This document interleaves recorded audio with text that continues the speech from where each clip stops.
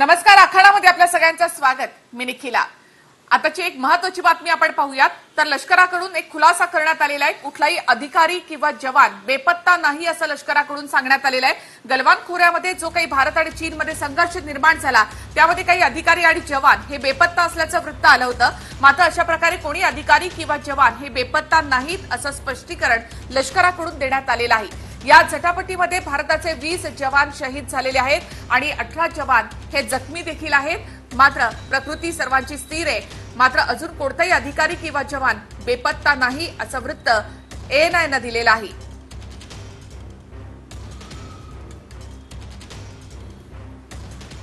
गलवान खोऱ्यामधल्या भारत आणि चीन यांच्यामधल्या संघर्षात भारताचे 20 जवान शहीद झाले.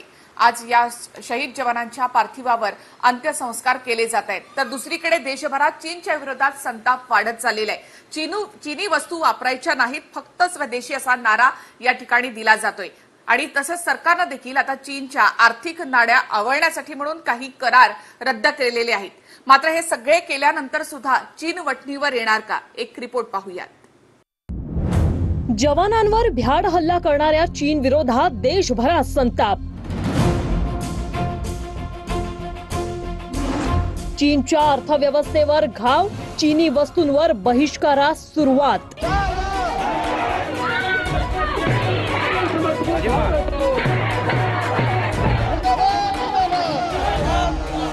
हा संताप आहे मैत्रीचा दिखावा करून गद्दारी करणाऱ्या चीनच्या विरोधातला. भ्याड हल्ला करून भारताचे 20 जवान शहीद झाल्यानंतर आता चीनी वस्तूंवर बहिष्कार घालण्याचं ठरवत आंदोलनं सुरू झालीत. आणि विशेष म्हणजे आता केंद्राकडून चीनच्या आर्थिक नाड्या आवळायला सुरुवात झाली. चीनी उपकरणं वापरू नये असे आदेशच BSNLला देण्यात आलेत. तर रेल्वेनेही चीनी वस्तूंच्या खरेदीवर बंदी घातलीय. देशाच्या पूर्वेकडील काही भागांमध्ये रेल्वेची कामं ज्या चीनच्या रेल्वे सिग्नल अँड कम्युनिकेशन कॉर्पोरेशनला देण्यात आली आहेत तो 500 कोटींचा करारच रद्द करण्याची सहमती देण्यात आली आहे.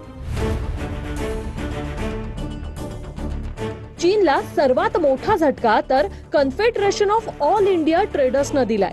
कारण चीन मधल्या वस्तू मोठ्या प्रमाणात बहिष्कार घालण्यात आलेला आहे आणि यात रोज वापरातील वस्तूंपासून इलेक्ट्रॉनिक, सौंदर्य प्रसाधनं, खेळणी, किचन मधील वस्तू, बॅग, फर्निचर आणि स्टेशनरीचा समावेश आहे. जवळपास 450 कॅटेगरीतील चीनी वस्तूंवर बहिष्कार घातला गेलाय. 450 कॅटेगरीत जवळपास 3000 विविध वस्तूंचा समावेश आहे ज्या वस्तू चीन मधून आयात होतात. डिसेंबर 2021 मध्ये चीन मधून 1 लाख कोटींपर्यंतची आयात कमी करण्याचं लक्ष्य आहे. भारतात वर्षाला चीन मधून 5.25 लाख कोटींच्या वस्तूंची आयात होते. Confederation of all India traders ने पूरे देश में चीनी वस्तुओं के बहिष्कार का एक बड़ा अभियान चला रखा है. चीनी वस्तुओं की ब्रांडिंग को तुरंत बंद करें. हम सब मिलकर के चाइना के खिलाफ इस लड़ाई को जीतेंगे और उसमें देश के सभी वर्गों का एक साथ होना बहुत जरूरी है. आणि विशेष म्हणजे महिनाभराआधीच खुद्द पंतप्रधान मोदींनी आत्मनिर्भर अभियानाची घोषणा करतानाच स्वदेशी आणि लोकल वस्तू खरेदी करण्याचं आवाहन केलंय. हर भारतवासी को अपने लोकल के लिए वोकल बनना है. लोकल के लिए वोकल बनना है. न सिर्फ लोकल प्रोडक्ट्स खरीदने हैं बल्कि उनका गर्व से प्रचार भी करना है. भारतातून चीनी वस्तूंवर बहिष्काराचा सूर उमटल्यानंतर आता चीनचं पित्त खवळलं. चीनचं वर्तमानपत्र असलेल्या ग्लोबल टाइम्स मधून भारताला पोकळ इशाराच देण्यात आलाय. चीनी वस्तूंवर बहिष्कार टाकण्याची भाषा सुरू झाली आहे. अशा प्रकारचा पाऊल भारतीयांसाठी अनावश्यक आणि विनाशकारी ठरेल. सीमेवरील तणाव लक्षात घेऊन भारताला हे समजलं पाहिजे की चीनचा संयम कमजोर नाही. सर्वात जास्त जो मार्केट आहे हे मार्केट जे आयात आपण चीन कडून करतो तर येणाऱ्या कालखंडामध्ये ज्या पद्धतीचा ग्लोबल टाइम्सने धमकी दिलेली आहे त्या पद्धतीने त्याचे परिणाम आपल्याला पाहाव्यास मिळतील. साधारणतः 5 ते 6 असे प्रामुख्याचे सेक्टर आहेत की जिथे भारत चीनवर फार डिपेंडेंट आहे. आता प्रश्न हाच आहे की चीनी वस्तूंवर किंवा आयातीवर पूर्णपणे बंदी कशी काय घालणार? चीनने भारतात 6 अब्ज डॉलरची भारी गुंतवणूक केली. इलेक्ट्रॉनिक्स आणि इतर कारखान्यांमधील कच्चा माल चीनमधून येतोय. सध्या कोरोनावर दिली जाणारी मलेरियाची औषधं, हायड्रोक्सीक्लोरोक्विन औषधासाठी लागणारा कच्चा माल चीनमधून येतो. क्रोसिन औषधासाठी आवश्यक पॅरासिटामॉलचा कच्चा मालही चीनमधून येतो. भारतात 70% औषध कंपन्या औषधासाठी आवश्यक कच्चा माल चीनमधून आयात करतात. एकंदरीतच काय तर पूर्णपणे चीनमधील आयातीवर बहिष्कार घालणं शक्य नसलं तरी बऱ्यापैकी स्वदेशी वस्तू वापरणं शक्य आहे. Bureau report, TV9 Marathi. चीनच्या आर्थिक नाड्या आवळण्यास सरकारनं सुरुवात केली आहे, त्यामुळे काही करार हे रद्द करण्यात आलेले आहेत. त्याचबरोबर लोकांनी चीनी वस्तू वापरू नयेत असं आवाहन करण्यात आलं. देशभरात यासाठी मोहीम देखील छेडण्यात आलेली आहे. मात्र यानंतर सुद्धा चीन वठणीवर येणार का? आतापर्यंत ज्या चर्चा झाल्या त्या देखील निष्फळ ठरलेल्या आहेत. पुढचं पाऊल नेमकं भारताचं काय असेल की ज्या ठिकाणी चीन नमतं घेईल किंवा चीन माघार घेईल? तर यासाठी आपण चर्चा करतोय. आपल्या सोबत आहेत शौर्य चक्र विजेता air vice marshal Suryakant Chaphekar sir आपल्या सोबत आहेत. स्वागत सर तुमचं TV9 मध्ये. आणि भाजपचे प्रवक्ते आणि विधान परिषदेचे विरोधी पक्षनेते प्रवीण दरेकर आपल्या सोबत आहेत. प्रवीणजी तुमचंही TV9 मध्ये स्वागत. काही वेळातच काँग्रेसचे प्रवक्ते सचिन सावंत देखील आपल्याबरोबर या चर्चेमध्ये सहभागी होतील. सगळ्यात आधीच चाफेकर सर मी तुमच्याकडे येते. सध्या लष्करी पातळीवरची चर्चा, परराष्ट्र मंत्र्यांच्या पातळीवरची चर्चा निष्फळ ठरलेली आहे. चीननं काही माघार अद्याप घेतलेली नाही. त्यातच गलवान खोऱ्यामध्ये जी चीननं घुसखोरी केली आहे तिथली परिस्थिती जैसे थे आहे असं लष्कराकडून सांगण्यात आलेलं आहे. गलवान खोरं मी स्वतः देखील पाहिलेलं आहे. मी त्या भागामध्ये जाऊन आलेले आहे. त्यामुळे गलवान खोऱ्याचं महत्व त्या ठिकाणी आपल्याला कळतं की एकदा का ते चीनच्या ताब्यात गेलं तर ते पुन्हा मिळवणं आणि त्या भागावर पुन्हा वर्चस्व स्थापन करणं किती कठीण आहे. अशा वेळेला या सगळ्या घडामोडीनंतर म्हणजे आर्थिक नाड्या आवळल्यानंतर आणि लष्करी पातळीवर भारत सज्ज आहे असं सांगितल्यानंतर चीन गलवान खोऱ्यामधून आपलं लष्कर मागे घेईल का? थोडं नमतं घेईल असं वाटतं का?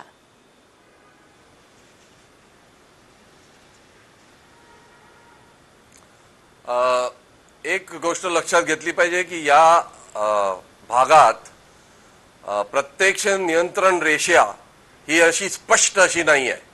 त्यामुळे दोन्ही देशांकडून कोणता भाग कोणाचा याच्यावर सतत वाद सुरूच असतो.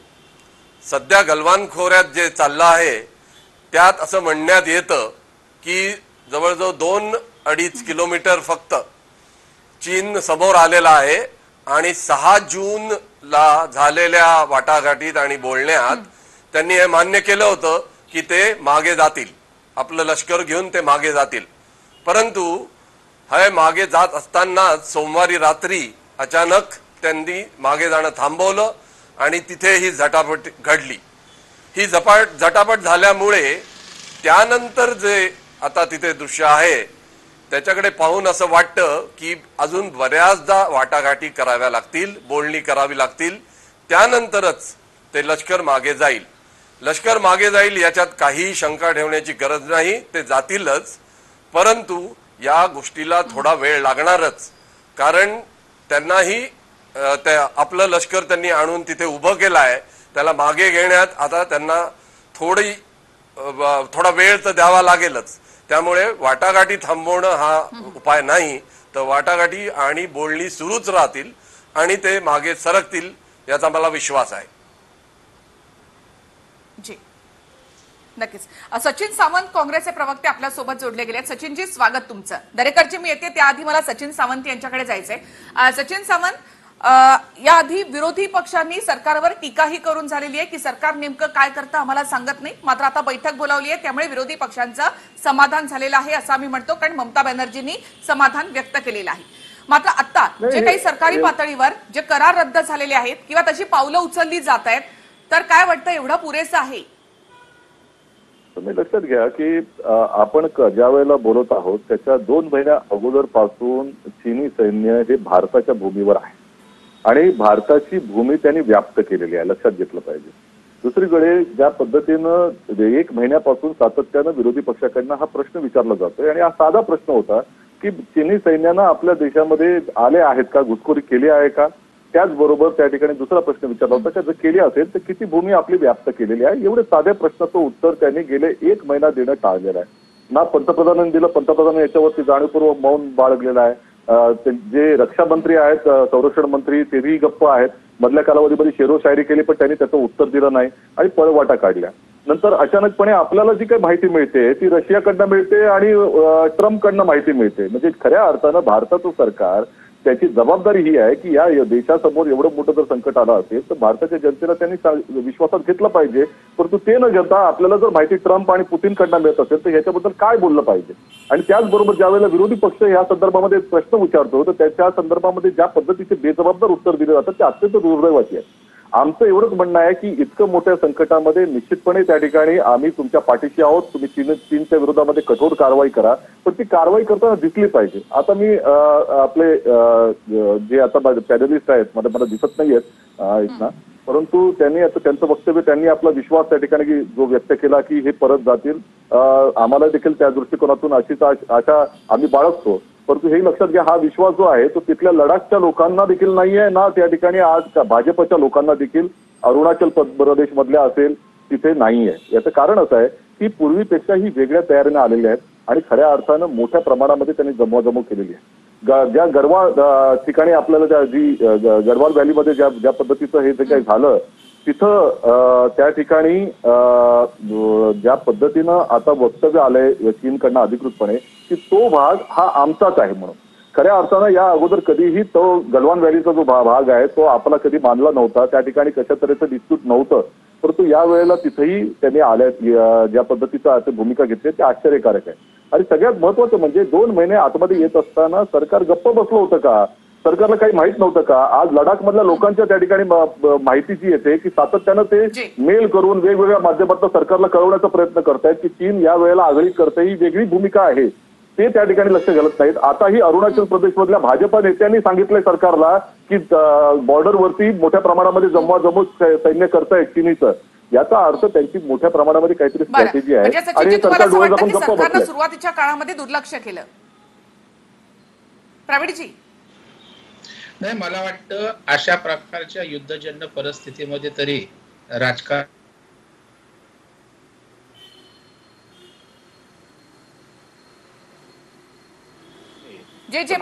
ही माझं तुझं विरोधी करण्याची वेळ नाहीये. आता देशासमोर जी काही स्थिती उभी राहिली ते विरोधी आणि सत्ताधाऱ्यांनी एकत्रितपणे सामोरे जाण्याचे. हा विषय कसा निघाला? 10 जूनला जी बैठक झाली त्याच्यामध्ये जे सैन्य त्या ठिकाणी आपल्याकडे 2-2.5 किलोमीटर त्या ठिकाणी आलंय, आपला भूभाग जो गलवान व्हॅलीचा आहे तो पादाक्रांत करतोय. आणि त्यावेळेला मग 10 जूनच्या बैठकीमध्ये ठरलं की संतोष बाबू हे तिथले लोकल जे कमांडर आहेत त्यांनी त्या ठिकाणी जायचं. आणि ते त्या ठिकाणी गेल्यानंतर तिथे पाहिलं तर त्यांनी ठाणं म्हणजे त्याला पोस्ट बोलतात ते त्या ठिकाणी बांधलं होतं. आणि मग जर ही पोस्ट त्यांनी काढली तर नाहीच ते ठाणं. प्रवीणजी, हे सगळं आता घडून गेलेलं आहे. आता आपल्याला थोडंसं पुढे जायचंय की आता सरकार नेमकं काय करते. नाही, एक बघा, सरकार या ठिकाणी मोदी साहेबांनी क्लिअर कट या ठिकाणी उत्तर कडक देऊ अशा प्रकारचं त्या ठिकाणी भाषण केल्यानंतर चायनाने त्याची गांभीर्याने दखल घेतली. चायनाचे परराष्ट्र मंत्र्यांनी तात्काळ त्या ठिकाणी चर्चा करू असं सांगितलं. त्यांचं जे परराष्ट्र वँगवेली बोलतात ते. आणि त्याच्यामुळे आज आपण बघाल की भारतानं या ठिकाणी मोदी साहेबांनी कुठल्याही प्रकारे धाडसानं त्याला सामोरं जायची तयारी आहे. कारण आज आपला देश त्या ठिकाणी जागतिक पातळ्यांवर त्या ठिकाणी आंतरराष्ट्रीय स्तरावर त्यांनी एक चांगली रिलेशन प्रस्थापित केलेली आहेत. मग त्या ठिकाणी अमेरिका असेल, जापान असेल किंवा ऑस्ट्रेलियाला असेल, हे विकसित देश आज या ठिकाणी आपल्या बरोबर त्यांच्या समवेत काही करार झालेले आहेत. उदाहरणार्थ ऑस्ट्रेलियाचं नाविक तळ आपण वापरायचं, आपलं ते वापरणार. त्याच्यामुळे आंतरराष्ट्रीय स्तरावर आपण भक्कम आहोत हे आपण वेगवेगळ्या कारणाने आपल्याला त्या ठिकाणी दिसेल. खरं म्हणजे चीन हा कसा लबाड देश आहे. त्या ठिकाणी कट कारस्थान करून बोलायचं ते वागायचं नाही अशा प्रकारे घातकी पद्धतीनं त्यांनी या ठिकाणी हे कृत्य केलेलं आहे. आणि मोदी साहेबांनी सांगितलं की मारता मारता या ठिकाणी आपले लोक शहीद झालेले आहेत. त्यांची पण 43 लोक त्या ठिकाणी मारली गेलेली आहेत. आज आपण बघाल की संयुक्त राष्ट्राच्या सुरक्षा परिषदेचं पण अस्थायी सदस्यत्व आज या ठिकाणी आपल्याला मिळालंय. ट्रम्पने G7 नावाचा जो गट असतो त्याची मेंबरशिप वापर केलेली चीनकडे पण नाहीये. त्याच्यामुळे आंतरराष्ट्रीय स्तरावर सर्वांना आपण रिलेशन मध्ये मजबूत आहोत. जी. संरक्षण विषयक एकमेकांचे झालेले करार बोलणी बरं बरं याच्यातनं प्रवीणजी म्हणणं कळलं संरक्षित तुमचं. आहोत. सचिनजी, या सगळ्यामध्ये आंतरराष्ट्रीय पातळीवर आपण भक्कम आहोत, मान्य आहे, मात्र ग्राउंड लेव्हलवर आपल्यालाच लढायचं आहे. यामध्ये ट्रम्प किंवा रशिया यांची मध्यस्थी आपण आतापर्यंत तरी नाकारलेली आहे. त्यामुळे पुढे जे काय करायचंय ते फक्त भारतालाच करायचंय. समाधानी आहात? नाही, म्हणूनच म्हणजे खऱ्या अर्थानं आमची भूमिका हीच आहे की मोदीजी जे म्हणत होते ते त्यांनी सत्य करून दाखवावं. आम्ही त्यांच्या पाठीशी उभे आहोत. त्यांनी स्वतः सांगितलं होतं की लाल आग करके दिखाना पडेगा.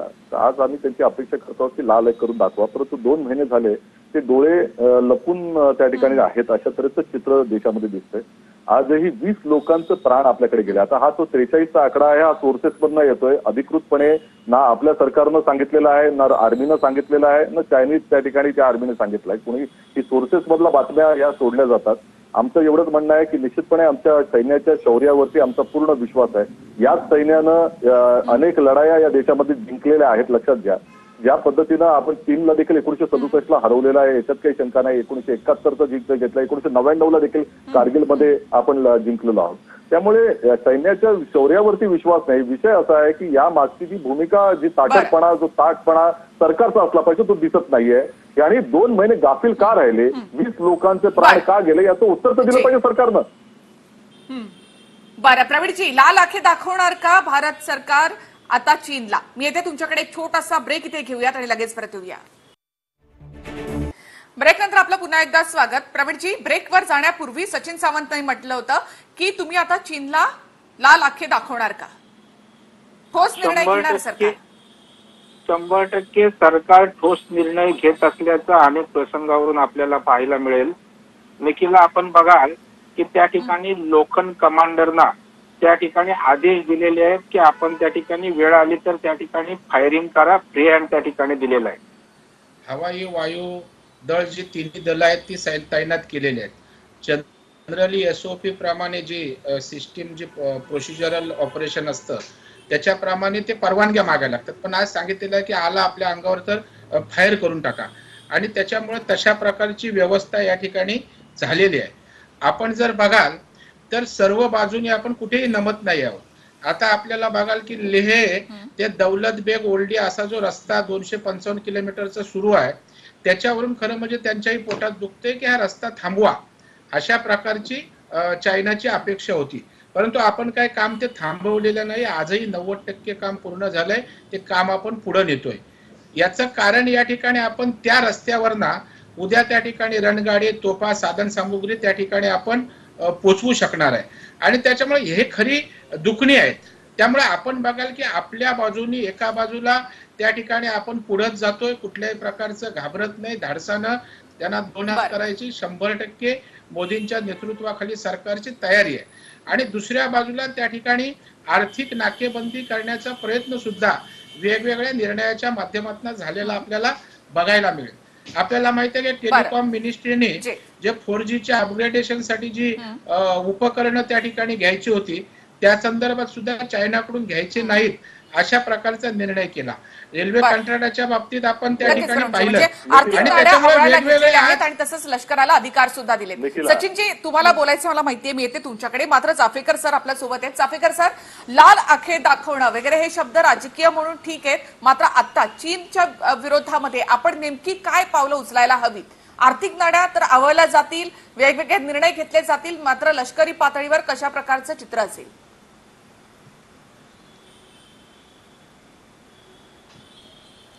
लष्करी पातळीवर जर सांगायचं झालं तर आपण संपूर्ण तयारीत आहे. तयारी ही जवळजवळ आता 1.5 महिने झाले आहेत, तयारी सुरू आहे. त्यांनी जसंच लष्कर तिथे आणलं तसंच दौलत बेग ओल्डी हे जगातली सर्वात उंच धावपट्टीचा उपयोग करून आपण आपलं लष्कर आपल्या साईडला उभं केलं. आता राजकीय प्रश्न हा अजिबात नाही आहे, लष्करी प्रश्न हा झालेला आहे आणि आपली जय्यत तयारी आहे हे मी अगदी तुम्हाला नक्की सांगू शकतो. 1962 मध्ये जे आपल्या लष्कराची स्थिती होती ती आज नक्कीच नाही हे मी सांगू शकतो. प्रवीण दरेकरांनी एक मुद्दा इथे आणला होता, जो रस्ता बनतोय चीनच्या पोटात खरोखरच या रस्त्यामुळे दुखतं आहे हे मी तुम्हाला अगदी निष्कून सांगू शकतो. 2008 मध्ये त्या भागात आपण 3 धावपट्ट्या परत सुरू केल्या. त्यांचं नाव आहे दौलतबेग ओल्डी, निओमा आणि फुकचे. या तिन्ही धावपट्ट्यांचं पुनरीकरण करण्यासाठी मी त्यात इन्व्हॉल्ड होतो हे मी तुम्हाला आता सांगतो. आणि माझं शौर्यचक्र हे दौलतबेग ओल्डीला प्रथम विमान 43 वर्षांनंतर उतरवण्यासाठीच आहे. त्यामुळे तो एरिया कसा आहे हे मी तुम्हाला अगदी रोखठोकपणे सांगू शकतो. तर आता राजकीय डिस्कशन थांबवून आपण पहिले लष्करी काय कारवाई तिथे होऊ शकते हे बघूया.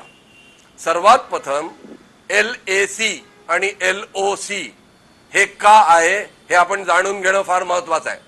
लाईन ऑफ ऍक्च्युअल कंट्रोल हा चीन बरोबर आहे आणि लाईन ऑफ कंट्रोल पाकिस्तान बरोबर आहे. यात फरक होपफुली सगळ्या राजकीय नेत्यांना जे बसले आहेत तिथे त्यांना माहिती आहे. गेल्या 70 वर्षापासून लाईन ऑफ ऍक्च्युअल कंट्रोल 1993 मध्ये साईन झालेला आहे. लाईन ऑफ ऍक्च्युअल कंट्रोल म्हणजे जो जिथे येऊन बसला ती त्याची नियंत्रण रेषा. वेअरएज लाईन ऑफ ऍक्च्युअल कंट्रोल म्हणजे जिथे ते आले बसले ती त्यांची झाली. पण लाईन ऑफ कंट्रोल जो असतो तो प्रत्यक्ष म्हणजे परमनंट असतो. बरोबर. तर जे आता डिस्कशन चाललं होतं की चीनवाले समोर येत आहेत, गव्हाण खोल्यात समोर आले, आपण काही नाही केलं, परिभाषेनेच ते लाईन ऑफ ऍक्च्युअल कंट्रोल आहे. हे होणं साहजिकच आहे. आणि चीन सतत म्हणत असतो की लडाख प्रदेश आमचाच आहे, किंतु इतके वर्ष आपण लाईन ऑफ ऍक्च्युअल कंट्रोल मध्ये काहीही होऊ दिलेलं नाही. त्यासाठी लष्कराला शाबासकीही दिलीच पाहिजे. त्यांचं लष्कर थोडं समोर येणं, आपलं लष्कर कधी समोर जाणं हे मुळातच जी डेफिनेशन आहे लाईन ऑफ ऍक्च्युअल कंट्रोल त्यातच येतं. किंतु लष्कर कारवाई करेलच आणि अशा कारवाया ओव्हरनाईट होत नाही. पहिले बोलणी करावी लागतात. आपल्या इथे लोकशाही आहे, त्यांच्या इथे कम्युनिस्ट राष्ट्र आहे. कम्युनिस्टांमध्ये बरोबर लष्करावर डायरेक्ट कंट्रोल असतो. लोकशाहीत लष्करावर जे प्रतिनिधी निवडून येतात त्यांचा कंट्रोल असतो. त्यामुळे लाईन ऑफ कम्युनिकेशन थोडं मोठं असतं. त्यामुळे हे सगळं अगदी साहजिक आहे. लष्कर तिथे कारवाई करून त्यांना परत मागे ढकलेल यात कोणीही शंका ठेवू नये. हेच मी एक लष्करी अधिकारी म्हणून आज सांगू शकतो. नक्कीच आपण एवढे सक्षम आहोत आता की आपण चीनला आहेत त्या ठिकाणाहून मागे ढकलू शकतो. वेळेअभावी आपल्याला थांबावं लागतं. खूप खूप धन्यवाद तुम्ही या चर्चेमध्ये सगळे सहभागी झालात त्याबद्दल. चर्चेमध्ये आपण इथेच थांबणार आहोत. नमस्कार.